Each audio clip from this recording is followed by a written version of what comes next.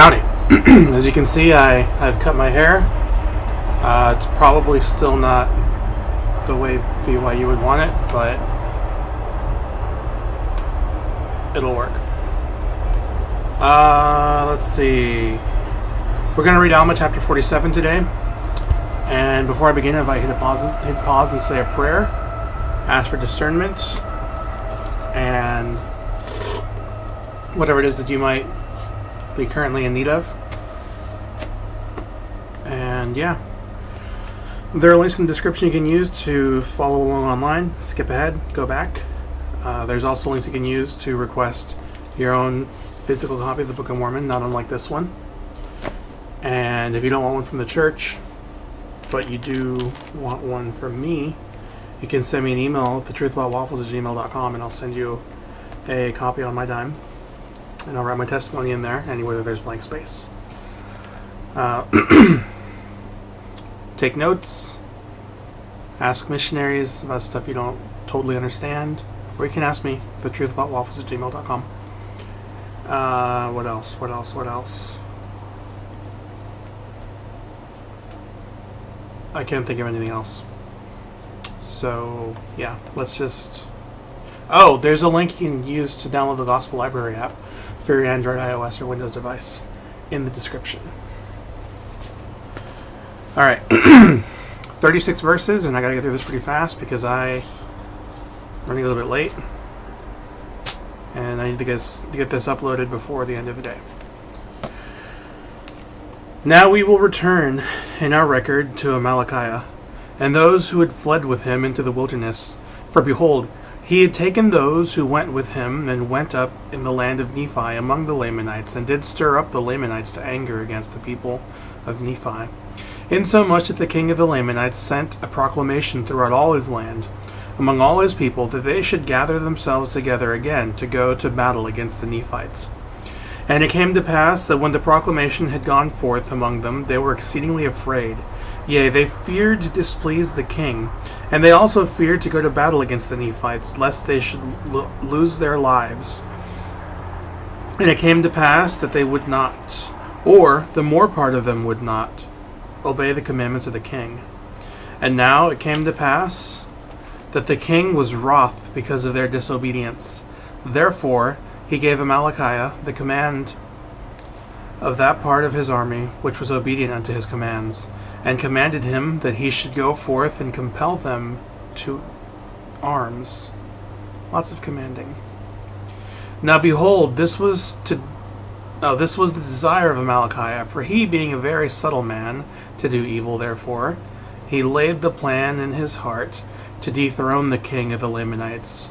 And now he had got the command of those parts of the Lamanites who were in favor of the king, and he sought to gain favor of those who were not obedient. Therefore he went forth to the place which was called, I have no idea, Oneida?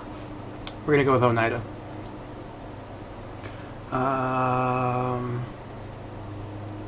Yeah. For thither had all the Lamanites fled, for they discovered the army coming, and supposing that they were coming to destroy them, therefore they fled to Oneida, to the place of arms. And they had appointed a man to be king, and a leader over them, being fixed in their minds with a determined resolution that they would not be subjected to go against the Nephites. And it came to pass that they had gathered themselves together upon the top of the mount, which was called Antipas, and in preparation to battle. Now it was not Amalickiah's intention to give them battle according to the commandments of the king, but behold, it was his intention to gain favor with the armies of the Lamanites, that he might place himself in their head, and dethrone the king, and take possession of the kingdom. And behold, it came to pass that he caused his army to pitch their tents in the valley which was near the mount Antipas. And it came to pass, when it was night, he sent a secret embassy into the mount Antipas, desiring that the leader of those who were upon the mount, whose name was Lehanti, that he should come down to the foot of the mount, for he desired to speak with him. And it came to pass that when Lehanti received the message, he durst not go down to the foot of the mount. And it came to pass that Amalickiah sent again the second time, desiring him to come down. And it came to pass that Lehonti would not. And he sent again the third time.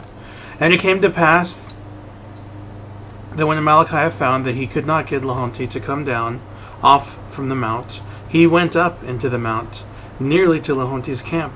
And he sent again the fourth time his message unto Lehonti's camp. And he... No, wait. Unto Lehonti. Desiring that he would come down, and that he would bring his guards with him.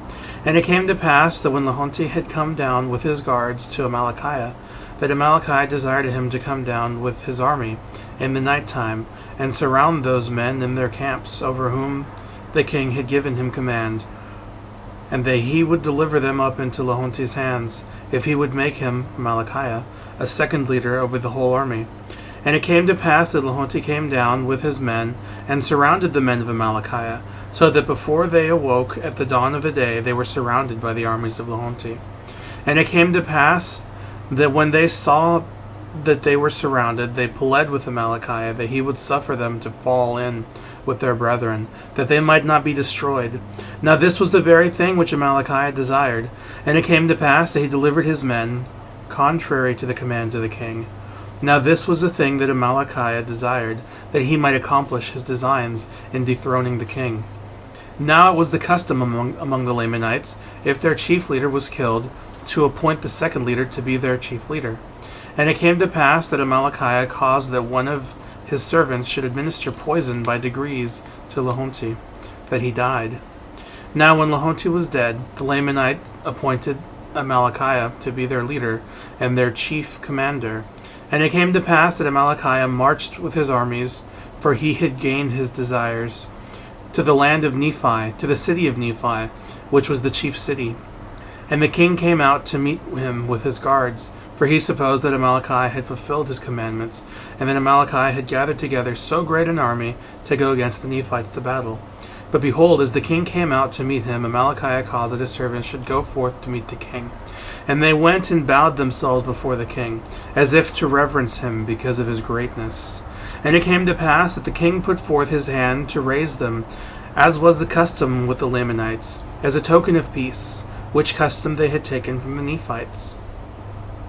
And it came to pass that when he had raised the first from the ground, behold, he stabbed the king to the heart, and he fell to the earth.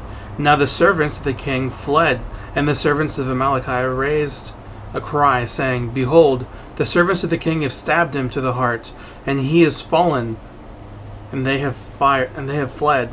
Behold, come and see. And it came to pass that Amalickiah commanded that his armies should march forth, and see what had happened to the king.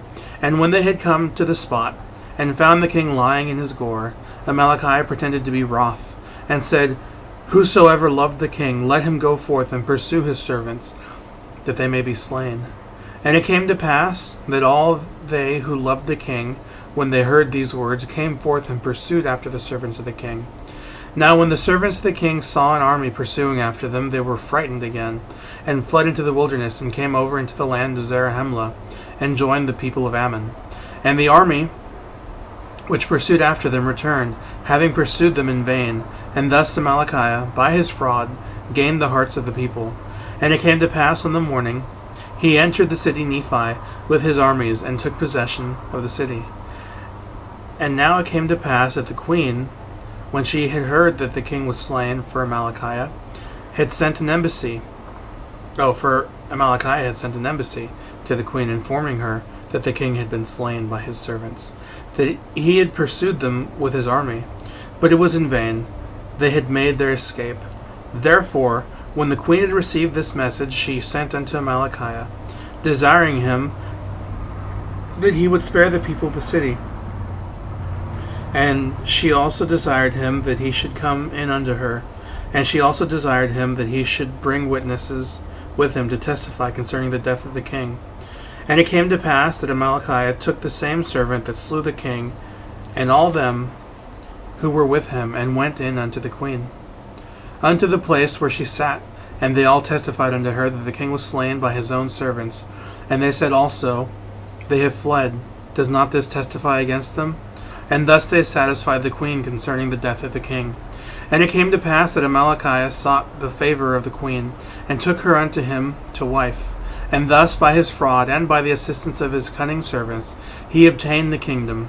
Yea, he was acknowledged king throughout all the land, among all the people of the Lamanites, who were composed of the Lamanites, and the Lemuelites, and the Ishmaelites, and the dissenters of the Nephites, from the reign of Nephi down to the present time. Now these dissenters, having the same instruction and the same information of the Nephites, yea, having been instructed in the same knowledge of the Lord, nevertheless, it is strange to relate, not long after their dissensions, they became more hardened and impatient, and